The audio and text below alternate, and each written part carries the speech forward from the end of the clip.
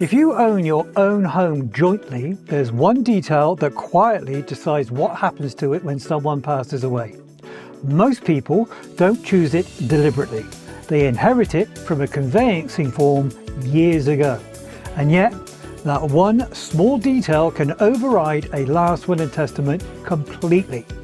In this video, I'm going to explain how joint ownership really works, why it catches so many families out, and what you can do to make sure your home passes the way you intended.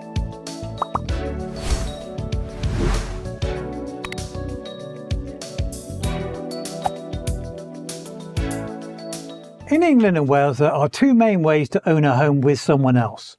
The first is called a joint tenancy. This is the most common setup for married couples and long-term partners. You both own the whole property together, and when one of you passes away, the home automatically goes to the survivor. And this is the part that catches most people out. That transfer happens by law straight away, and it happens outside of a last will and testament. So even if you've written a will saying who you want your share of the house to go to, doesn't apply here. The law has already decided what happens next. The second option is tenancy in common. Here, each owner has a defined share, and that share can pass according to a will. So the real issue isn't whether you've made a will, it's whether the way you own your home actually allows your will to do its job. Let me give you an example based on situations we see regularly. A parent remarries later in life. They have kids from a previous relationship, and so does their new spouse. Together, they buy a home. They want to make sure their partner is secure, but they also want their kids to be protected in the long term. So they make a will and include wording along the lines of, "My share of the house goes to my kids." Now, on the face of it, that sounds sensible.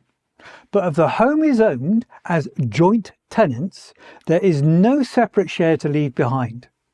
If that parent in question passes away first, the law automatically transfers the entire property to the surviving spouse. Now, this happens immediately and outside of the last will and testament, and at that point, the will has no effect on the house, and the kids receive nothing from it. This is where sideways disinheritance can occur. Sideways disinheritance is when assets pass sideways to a surviving spouse or partner, and then never make it down to the kids they were intended for.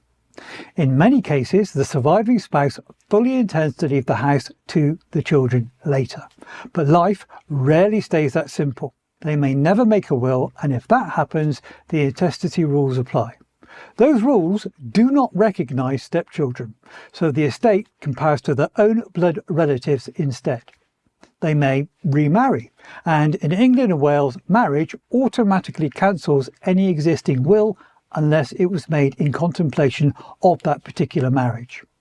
If no new will is made afterwards, again, the law decides who inherits. They may need long-term care later in life, which can mean the property has to be sold to fund care costs, leaving nothing to pass on. Or they may change their will as circumstances change. Because they now own the home outright, they are free to leave it to whoever they choose, and that may mean their own children inherit instead. In every one of these situations, the result is the same. The home has already passed sideways to the surviving spouse, and it never reaches the children it was originally intended for. Families often only discover this during probate, when they're told the house was never part of the estate in the first place, and by then it's too late to change the outcome. It's important to be clear about this. Joint tenancy is not a mistake in itself. For many couples, it works exactly as intended. If your priority is making sure your spouse or partner gets the home straight away if you're no longer here, then joint tenancy can be a simple and effective choice. The property passes automatically and there is nothing further to deal with. Where problems start is not with joint tenancy itself, but with when it's used without thinking through the wider picture. It can become risky if there are children from a previous relationship, you want to protect part of the property for somebody else, You want flexibility over who ultimately inherits, or the ownership was set years ago and never reviewed as life changed. So the real issue isn't joint tenancy, the real issue is joint tenancy without intention, where the ownership no longer reflects what you actually want to happen. If you want to check how your home is owned, you'll need to look at the title register held by HM Land Registry or HMLR. If you have a mortgage, your lender will usually hold a copy, otherwise you can download one for yourself for a small fee from HMLR or HM Land Registry. We've included a link in the description below. One important thing to know is this. The title register doesn't usually come straight out and say whether the property is owned as joint tenants or tenants in common. Instead, it lists the legal owners and includes certain wording that gives clues about how the property is owned.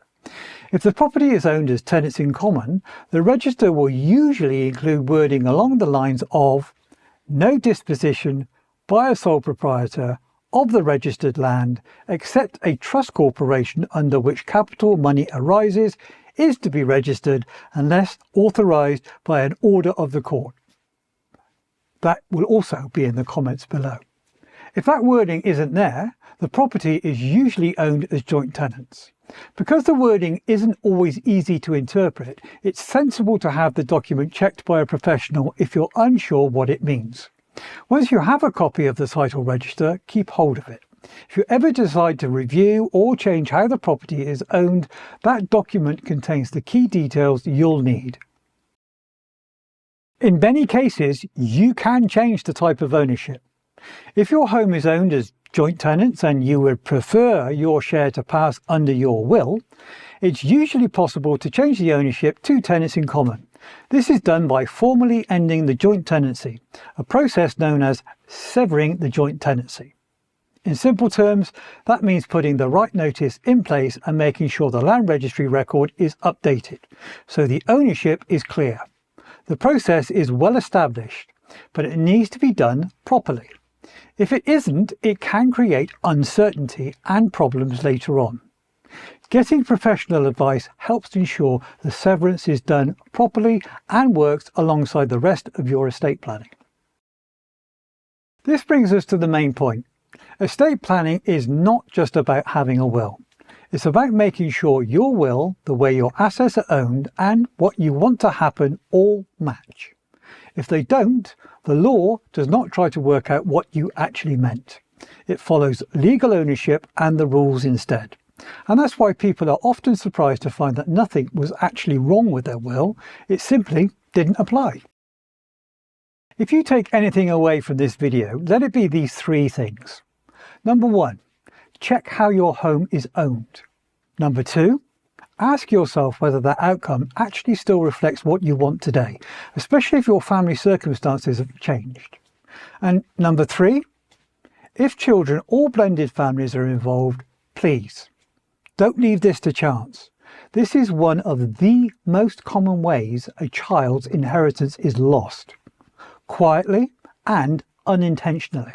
Owning a home with someone else is completely normal, and most people don't give it much thought once it's set up. But how it's owned really does matter when it comes to what happens later on. Taking a little time now to see how your home fits into your wider plans can bring clarity and help avoid surprises for the people you care about. If you'd like professional guidance on how this fits into your estate planning, we've been helping families across England and Wales for over 25 years, so you're in safe hands.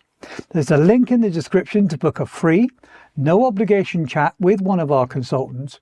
So if you found this helpful, please like, subscribe and share it with someone who may find it useful. Remember, a little planning today can make a big difference tomorrow. So until the next time then, stay safe, stay informed and stay tuned.